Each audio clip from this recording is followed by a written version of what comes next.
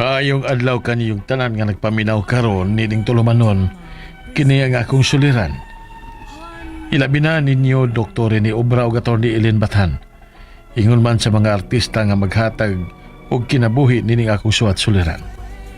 Ako si Jerry, 65 anyos, taga Davao del Norte. Minyo pero buwag na mi sa akong asawa. May duha mi ka mga anak, mga profesional na, o mga minyo na sab. Graduate ko sa kursong Bachelor of Science in Agriculture. O tungod sa akong degree o ability, dali ang akong promotions. Nahimo kong farm manager sa nagkadaiyang banana farms diri sa Mindanao. Hangtod, nga nahatagan ko kahigayunan nga muduma og usa ka foreign company sa West Africa. Sud sa mga napu katuig with high salary, kalagi manager man ko didto. Nagapamundar gyud ko og negosyo o kayutaan dinhi sa Pilipinas. Mga sakyanan o nakapundo og dakong kantidad nga kwarta sa bangko aron may magamit sa among katigwangon sa akong asawa. Hayahay na gid unta ang among pagpamuyo. Apan aron inyong masabtan ngano nga nagkabuwag mi o murag nagpakilimos na lang ko karon. Ingon ini ang mga panghitabo.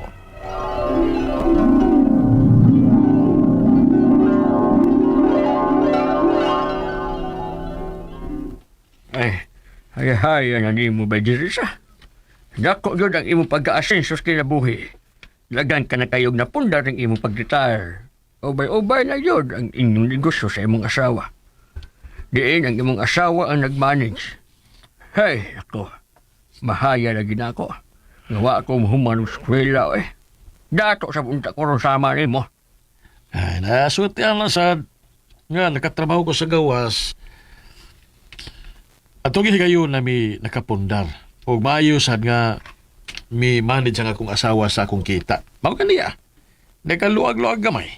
O wala sa ko'y problema sa akong mga anak. Kay minyo naman sila. Ya, kung sa nagyatagan o mahimong puhunan nila sa negosyo. Mao nga, wa na maghasol pa namo ang among mga anak. Unsa man kaniya, oy, Jimmy?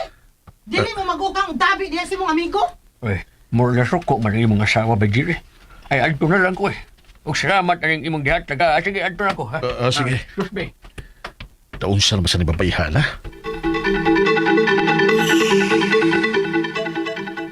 Naunsa man ka, oy? Tubay ka mag-istorya atong Tomas nga hingwarta man kay to? Pila naman sa natonol ni mo ato niya, ha? Ay, nagutog na kinotagod, de Joan. Karon pabaya mi makita asukan nga dito ko sa gawas magtrabaho. Og ikapila na sa tong amigo nimo nga niduaw dinhi nga tunulan gid nimo, ha? Unsa man taon ka, Jerry, oy? Ipanghatag naman lang nimo nga atong kwarta. Kapoy naman gani ko diri padagan na itong negosyo. Unya ikaw diya, waldas kayo. Pilar mas ang taon to eh. Para palit naman tunyag bugas. Kay masabot ako nga lisod yun kay sila. Lisod sila kay wa sila maning kamot. Og mosamot na sila nga dili maning kamot kay sigihan nimo hatag sa imong tabang. Ay, Si mama sabi nako, sigihan nimo hatag og kwarta kun ngayo para sa iyang maintenance nga tambal. Samot nga dili mo tabang ng uban ako mga igsuon. Nga dili ra man gyud unta ako anang obligasyon si mama kay daghan ng iyang mga anak. basta ba paghatag ko para tambal sa imong mama? Imo pang initan? Huwag ka maluoy sa imong inahan. Ha? 80 inoy pinanaoy. Wala na'y mahimo pa. Ha, naalagi ko'y uban pang igsuon in town, Jerry. Nya ka na pag yung uban akong mga igsuon nga, gipatukuran yun na nimo og bayad dinhi sa atong yuta. Palayason ko na. Ha? Kalo man kuno? Basta, patuog yun ako, Jerry, ha? Patuog yun. Kung dili ka gusto nga hangtod ikaw, akong palayason dinhi. Usa? Uy, gano gon? Kay mapurdoy ta ng kalaki ni mo, nga sige hatag-hatag, oy, Jerry. Dili lang maya ikaw ang naghago ani nga mga napundar. Ako sad, may kahago sad ko, kay ako napadagan sa atong negosyo.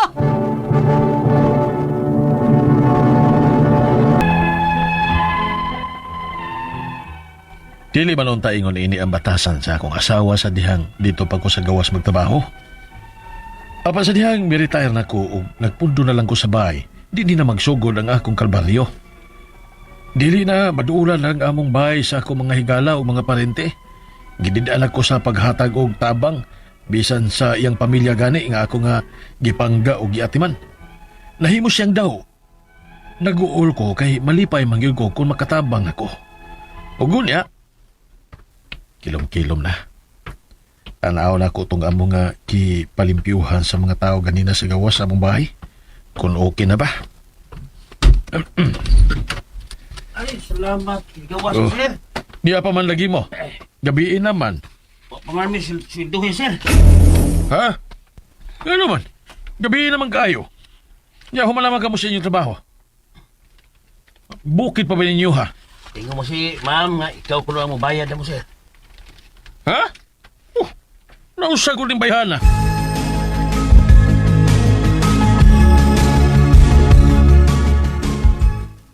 Ganong gilangay-langay man mo intawag sweldo ang mga tao. Nga layo pa man tao tong ila. Layo pa to sila gulian. Bukid pa. Ah, para ka na ra. Masuko ka. Mas maayo nang ikaw ang musildo aron may baw ka unsa kadali pagawson ang kwarta. Daghang gastuhan. Pero ikaw, waldas ka lang sa kwarta. Ayaw ko ginanas pagsulti ha, Joan. Ayaw ko singhag-singhagi ha. Katingalig na madapatan ka. O dapat kaya ako, Jire. Supag na namin, Yuta. Wa ko bisan makakusi ni mo. Apan bisuglag ka na karon. Gaw nga na ko nimo sa gusto na kubuhaton. Sige, suway dapat. Oh, may damang kang kahoy. Idapat na nako. Ge, sige. Tabang! Tabang bunanan ko sa kumbana sa kahoy. Tabang! May patro sa pulis nga mo labay. Kadiyot lang, sir! Sir, tabangin ko rin niyo, sir! Yabag na. Kinabatan ko sa kumbana, sir! Joan!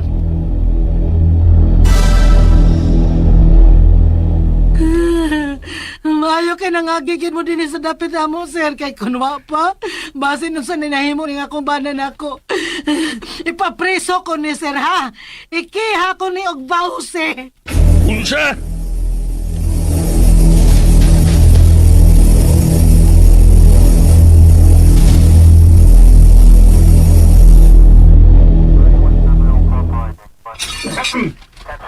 Salamat sa imong pagpiyansa nako, Legend. Pasaylo ako, Manoy. Nga karon pagit ko makakita igog ipapiyansa nimo din hinga 75,000. Napriso gid noon kag duha ka adlaw. Grabe na mo sang asawa nimo eh. Ang nanglungkab sa inyo sa may aging buwan nga inyong nasakpan, wa niya ipapriso. Wa pa virus kinawat. Pero ikaw nga iyang bana, iyan man gyud din tawag ipapriso uy. Naunsa naman ang asawa nimo taon, Manoy uy.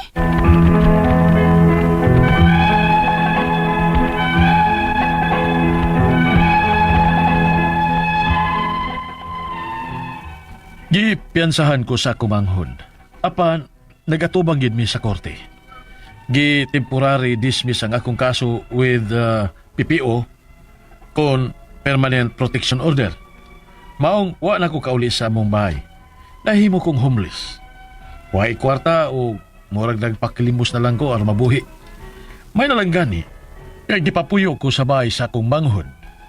Karon, grabe ang akong kalisod tungod kay tiguang naman ko. Daghan ako gibati o hanap na ganing ako pananaw. Depressing kaayo o lisod o pangita o pagkaon. Di po mo tabang nako ang akong mga anak kay masuko man ang akong asawa kung ila kong atabangan. Miduol ko og pao pero duha pa ko katuig before ko nila tabangan. Mamatay na ko ana sa sakit o kagutom nga unta na amang ko'y katigayunan nga karon. Ang akong asawa ang nagunit o nagpahimos. Ang akong mga pangutana mao kining mosunod. Unang pangutana, gipapriso gid ko sa akong asawa sa nga wa nako mahimo. Gipiyansahan ko sa akong manghod o temporary dismiss ang akong kaso with PPO. Unsaon nga mawagtang ning PPO aron nga makauli nako sa among bahay kay homeless nako. O mipuyo na lang ko sa bahay sa akong igsuon.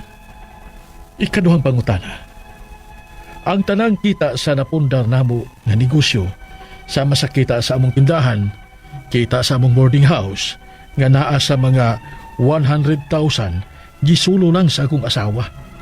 Di ba nga angay lang nga may share ko kay conjugal property man? Mahatagan o maripanan ba ko sa usa ka tuig nga wa ko hatagi? Ikatulong pangutana. Ang kita sab sa among galingan o mga napinding nako nga mga negosyo nga ang akong asawa sab ang nakapahimos, may madawat ba ko ana nga ako may nagpuhunan ana sa pagtrabaho nako sa abroad? Unsaon man pagpa-judicial partition? Ikatulo o katapusan. Sugad ko gipapriso sa akong asawa o may PPO, wa na ko kauli sa amo. Wa ko'y bahay nga kaulian. Wa na ko'y taro nga pagkaon og tambal para maintenance. Makihaban ako ang akong asawa sa iyang gibuhat o nauwawa na sab ko. Pwede ko ba siya mafailan og kaso nga pagpakauaw? Palihog, tabangi og tambagi ko. Kini ang akong suliran, Jerry. Mayong adlaw mga suking tigpaminaw kini si Attorney Elaine Bathan ug ako karong adlaw ang mohatag ninyo og tambag tubag solusyon kalinawan sa inyong mga pangutana, mga problema na may punto legal, personal, emotional nga mga pangutana ug mga problema ninyo sa inyong mga kapikas, kapuyo, sa inyong mga karelasyon, sa inyong mga papilis, mga dokumento, sa inyong pagpantrabaho, sa inyong mga kabtangan, no? Ayaw na gyud mo pagdugay, ay na mo pagduha-duha, ipadala ang inyong suwat sa suliran_612@yahoo.com or sa ato ang Facebook account nga kini ang Akong Suliran Official Writers Page. Pwede sad atong ipadala sa 3rd floor, Jose R. Martinez Building, Osmeña Boulevard, Cebu City. Kumusta ato ang mga suking tigpaminaw? Laing adlaw, laing drama, laing suwat ang nabasa og nahimuag drama sa kahanginan. Dako kay natong pasalamat sa ato ang writer,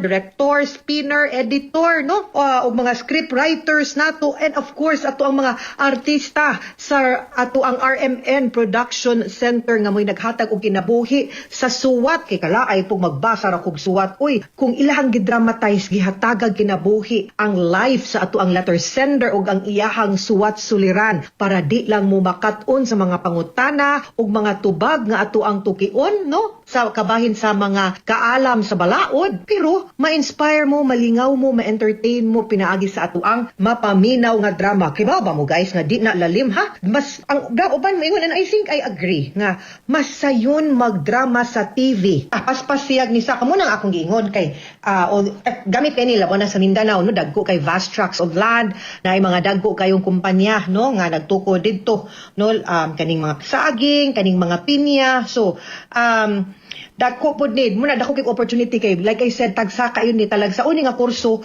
pero because expert need siya nato, no. So kani sakto gining gikuha nga kurso muna usahay ba dapat gyud sakto gyud ang ato ang pilion nga kurso kana ganing kibawt ta. Number 1, interesado ta, malipay ta, naatay gusto ba, kanang dili nga kanang napugos lang ta, dapat kita mismo gusto ta. Ikaduha, ato pong tan-awon ang current ug ang forecast, no, sa market ug kung pananglitan mo graduate kog 4 ka tuig, naa pa ba ni, in demand pa ba ni, or potential ba ni in the next 4 years. Kaning agriculture consistent gud ni kay tan-awan ni si Jerry, no, na taas paspas kaayo, no, na nisaka nakaswertihan og sud, layo kayihang naabtan og nakapundar, nakanegosyo, na ay igong kantidad og kwarta, no, sa bangko nga na-secure gyud ang iyahang future.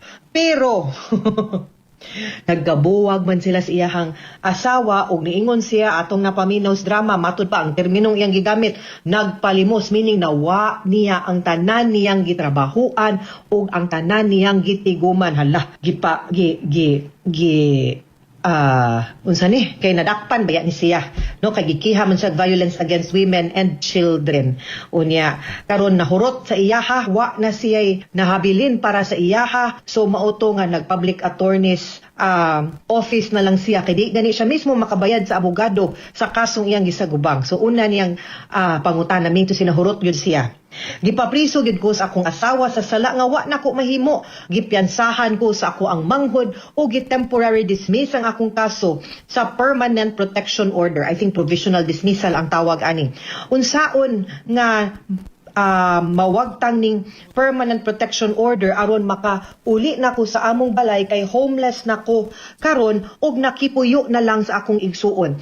Ang akong pagsabot kung ingon ka temporary dismiss ang kaso with PPO, temporary meaning to say padung na siya ma-dismiss pero ang gitawag nimo ana provisional dismissal, meaning ningon ang korte sige kanang ang usually kanang duha man guna ka kinds of dismissal outright o provisional dismissal. Dismissal outright absuelto ka the moment mo gawas ang order, pero kung muingon ka nga provisional dismissal muhatag ang korte og I think duha ka tuig o sa palabyon sang duha ka tuig usa gyud na ma-dismiss ug ma-order na nga absuelto na gyud ka sa kaso. May na lang na kaysa sa nag-ung-ung gyud ang kaso, no? Kay for as long as way laing mahitabo in the next 2 years, then you can be sure nga ma-dismiss ra gyud na. So akong pangutana pila naman lay nahabilin, pwede bag makautong-utong lang taggamay kay para ma-dismiss na gyud na outright ang kanang kaso nimo kay pila ra man ang duha ka tuig mulabay ra man na siya. No, so that's what it means. Ikaduhang pangutana, ang tanang kita sa napundar namo nga negosyo sama sa kita sa among tindahan, kita sa among boarding house nga naa sa mga 100,000 gisulos akong asawa, di ba nga angay lang nga may share ko kay conjugal property man, mahatagan or ma-refundan ba ko sa usa ka tuig nga wa ko hatagi.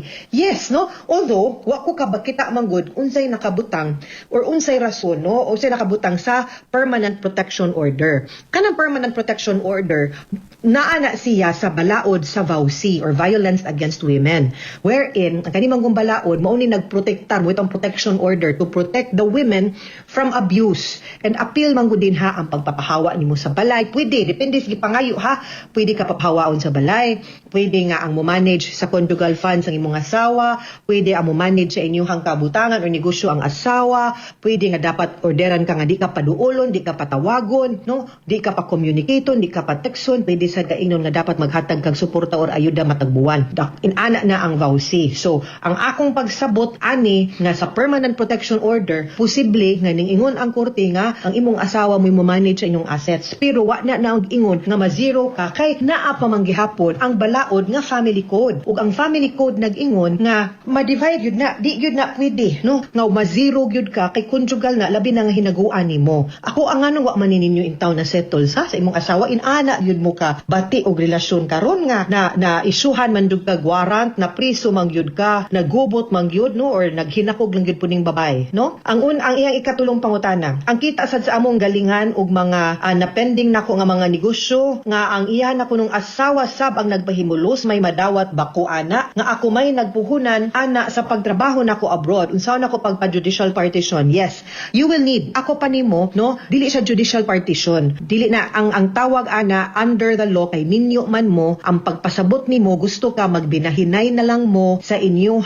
properties. There are two ways. Pwede nga di lang mo magbuwag, di ka mo file og annulment, ang imuha nga ang kanang inyong conjugal property inyo nang buwag-buwagon or inyo nang i-divide, inyo nang hation. Ang tawag ana dissolution, no, of conjugal properties, judicial dissolution of conjugal properties. Kana kung di mo magkasinabot or dili pwede mahimong voluntary. Basin pa di ay, no, nga nakuha naman niya iyahang gusto nga napapriso ka, nabugnaw na siguro iyang kasing-kasing, ikaw po di na po siguro kaayo ka lisod ka suryahon or ma-emotional pa ba ka. I hope dili na nga makalingkod mo magkasturya mo nga day di na mangyud na magkasinabot. Sige na lang, mag-move on na lang ta, pero kaning mga butang ato na lang ning hati-hation para magtanya-kanya na lang ta. So mo na voluntarya inyo nang paaproban sa korte, pero og dili gani gyud, then ang korte nalay mo divide. Ang importante ana ilista na tanan ang mga negosyo, mga kabtangan ug unsay mga angay bahinon, andama ang mga proof ug mga titulo ana unya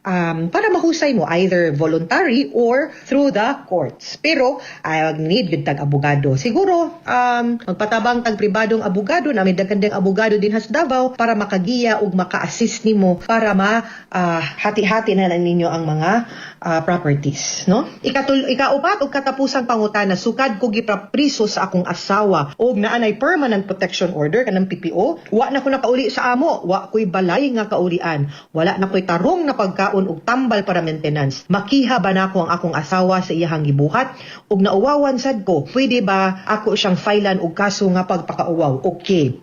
Wa man gyud magpugong nato no nga mukiha ta sa usa ka tawo nga nakabuhat pud og kalapasan nato kung naa man gani gyud. Labi na kung ang iyahang pagkiha nimo sa vowsy malisyoso ug walay basihan. Ang ako lang nga kung mo file man gani tag kaso no ug mo retaliate man gani ta, kana na lang unta nga makalingkawas ka sa imong current nga problema. Di gyud ko moingon nga di, moingon jud kog pwede. Pero isip usa ka abogado, mo advise gyud ko nimo nga unta ayaw. Okay? Ngano man, kay di man masulbad ang imong problema. Number 1, para nako og tan-aw nako, di na gyud mo magkauyon sa imuhang asawa. The end na gyud ni.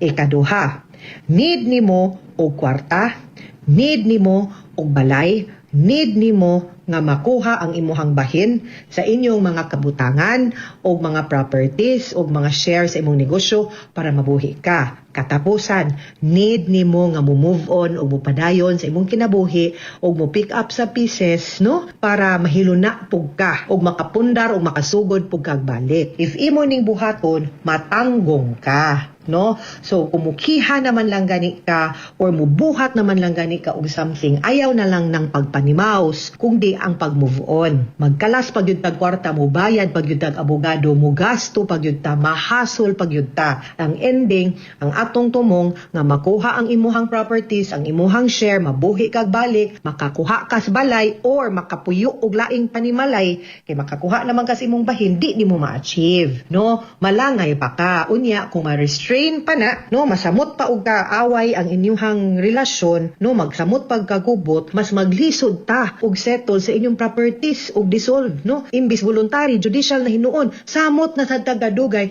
gasto pag yun. So usahay ato gyud ning timbang-timbangon, no, ang ato ang pag-strategize sa ato ang mo. Murag chess ba, nahunaon na tong tarong, no, nahunaan lang sa gyud og tarong Jerry ha. Kay ang akong tumong lang gyud for you is mahiluna ka and you can start all over. Mga suking tigpaminaw, hinaot unta nga namoy nakutlo na pagtulunan karong adlaw. Kini si Attorney Elaine Bathan, daghan kay salamat sa inyong pagpaminaw sa atong tulumanon. Hangtod sa sunod nga sugilanon, dinhi gyapon sa tuang programa kini ang akong suliran. Gikan sa RMN Production Center, Radyo Mo Nationwide. Tatak RMN, daghang salamat og maayong adlaw.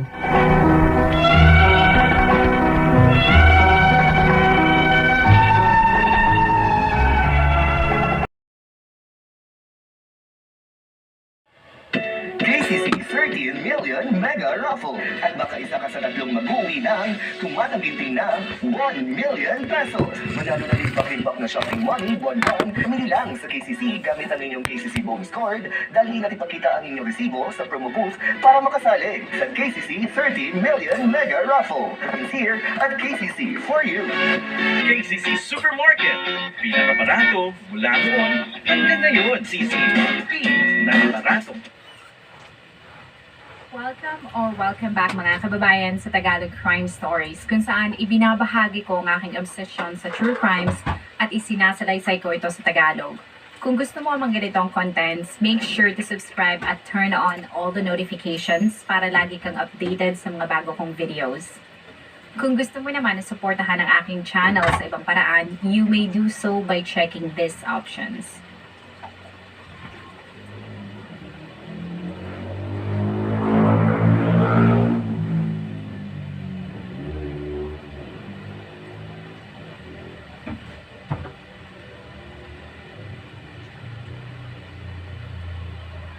Vietnam, Singapore, Canada, US, Paris at Italy ay ilan lamang sa mga bansang napuntahan na ng Filipina na si Myrna, kasama ang ilan niyang pamilya at mga kaibigan.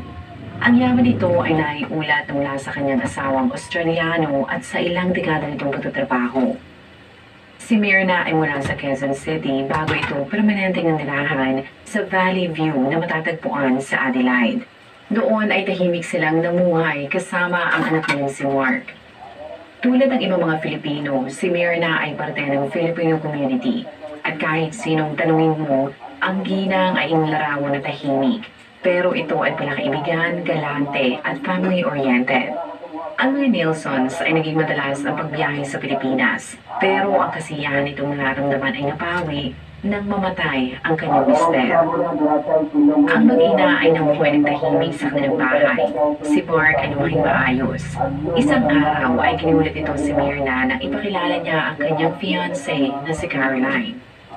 Ang dalawa ay kalaunang nagpakasal at nagkaroon ng mga ito ng 3 mga anak na talaga namang ikinasiya ni Myrna. Ang kapitbahay ng mga Nelsons ay nagpatotoo na ang mag-iina ay palapati sa tuwing nakikita nila ang mga ito. Sa social media ng ginang ay makikita mo na isang proud na lola si Myrna.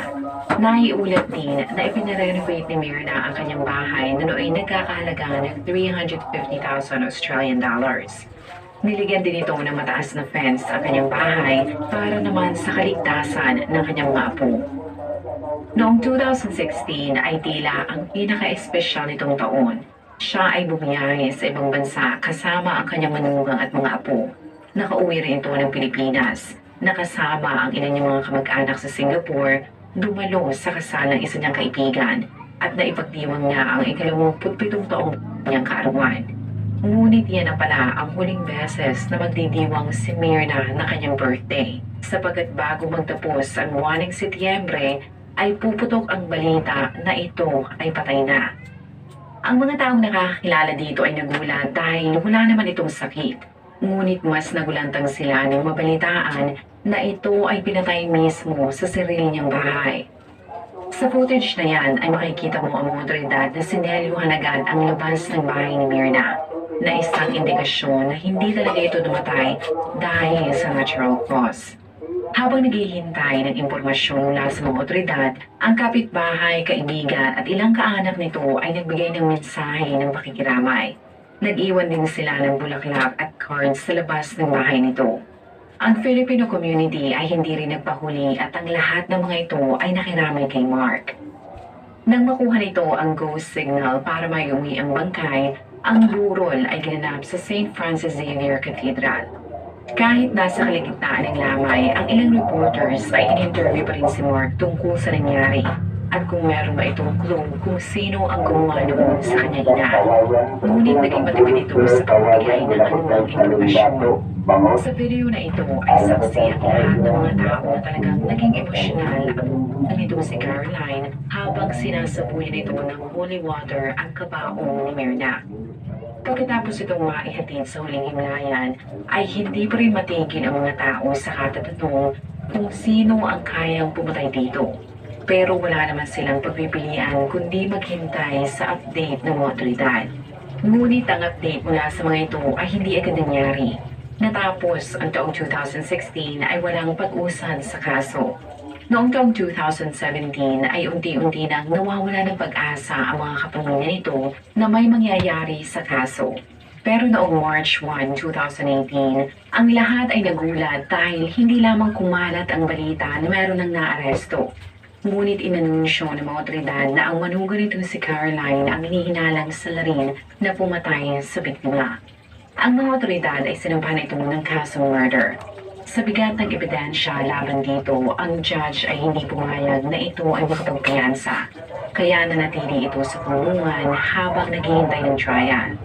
Ang ilan ay hindi makapaniwala na magagawa yun ni Caroline sa biyanan nito. Ang mga Pilipino na nakabasa sa news articles at nakapanood ng balita ay mabilis na sinabi na wala itong utang na loob.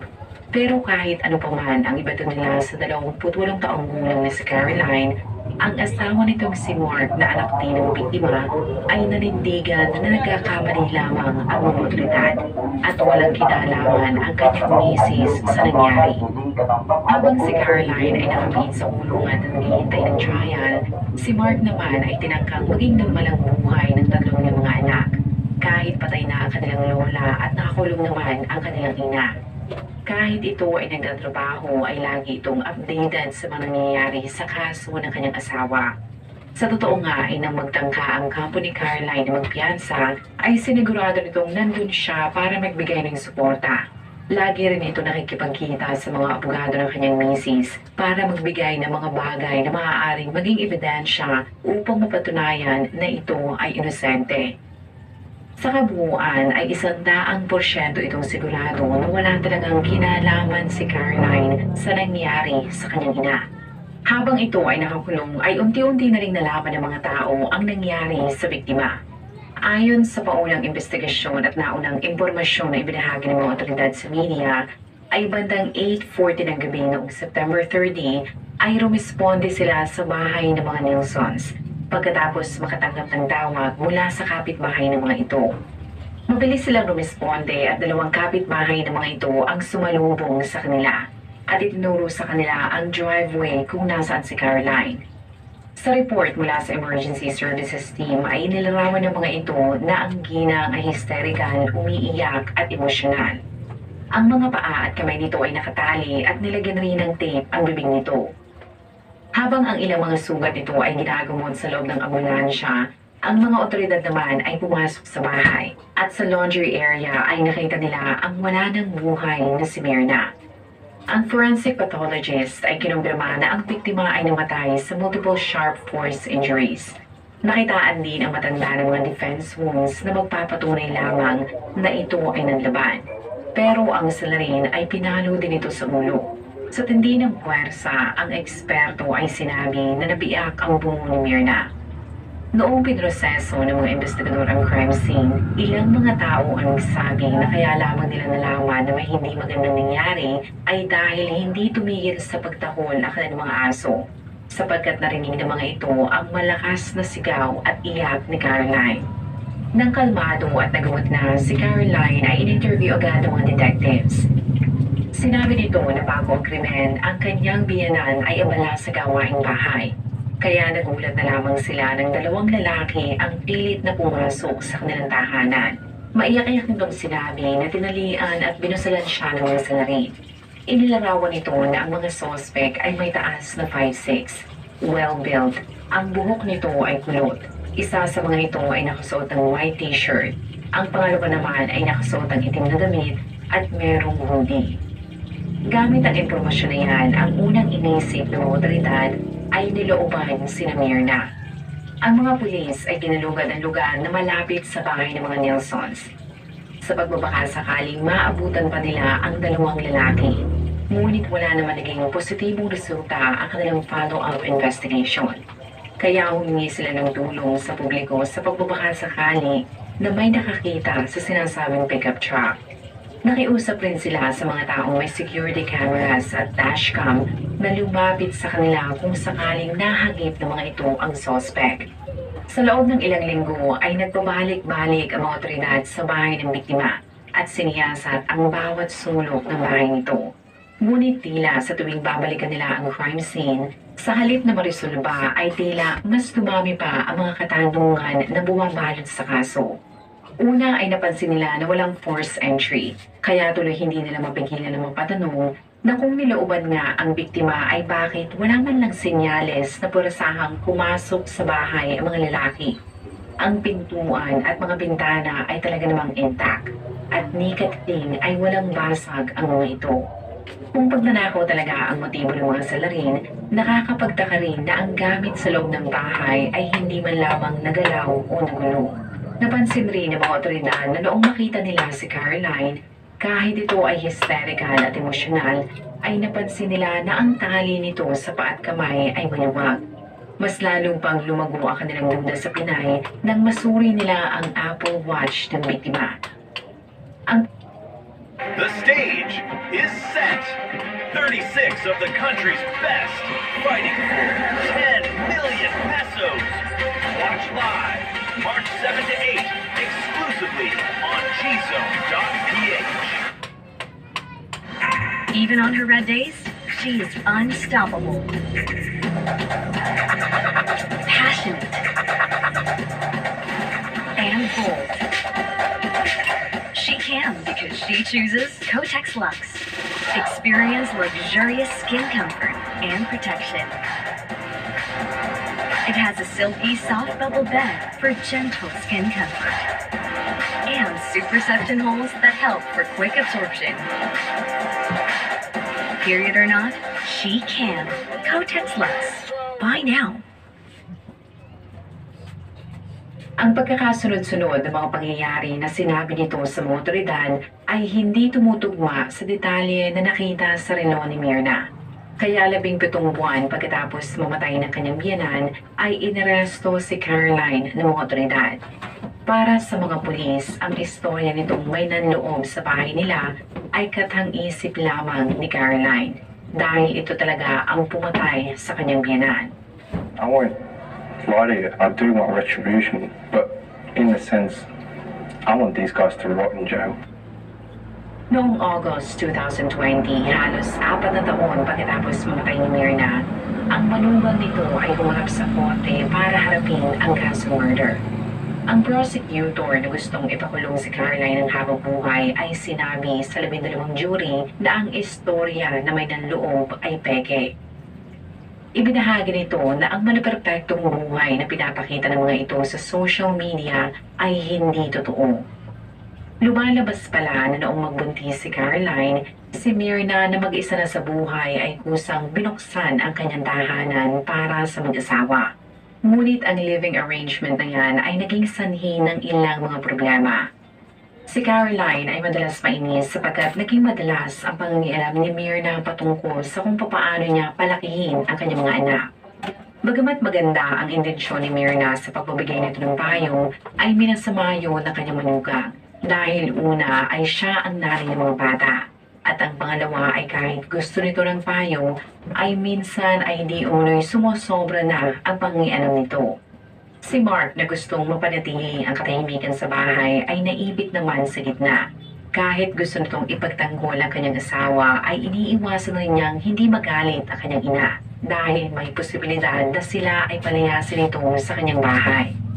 Pero ang hindi niya pagpili at paglalagay ng boundaries sa pagitan ng kanyang ina at asawa ay naging rason para mas lalong lumago ang tensyon sa loob ng bahay. Na tila hindi pa niya naiisip na sa isang bahay ay hindi pwedeng magkaroon ng dalawang reyna na pwede niyang pagsilbihan. Sinabi ng prosecutor na sa pagdami ng anak nito na umabot na sa 3 ay mas lalong sumuma ang loob ng kanyang asawa kay Myrna. Bukod sa sama ng loob ay napatunayan rin sa korte na ang mag-asawa ay nagbabayad pala ng 2,000 Australian dollars na renta kay Myrna sa isang buwan. Para sa mga taong magtataas ng kilay at hindi sanay na makarinig na nagbabayad ng renta ang anak sa kanilang magulang, ay normal na lamang yan sa Western countries tulad ng Australia. Ang kanilang dahilan ay hindi nila responsibilidad ang kanilang mga anak. Lalo na kung may kakayahan naman ang mga itong magtrabaho at hindi na minor na edad. Ang mag-asawa ay wala naging issue sa living arrangement na yan.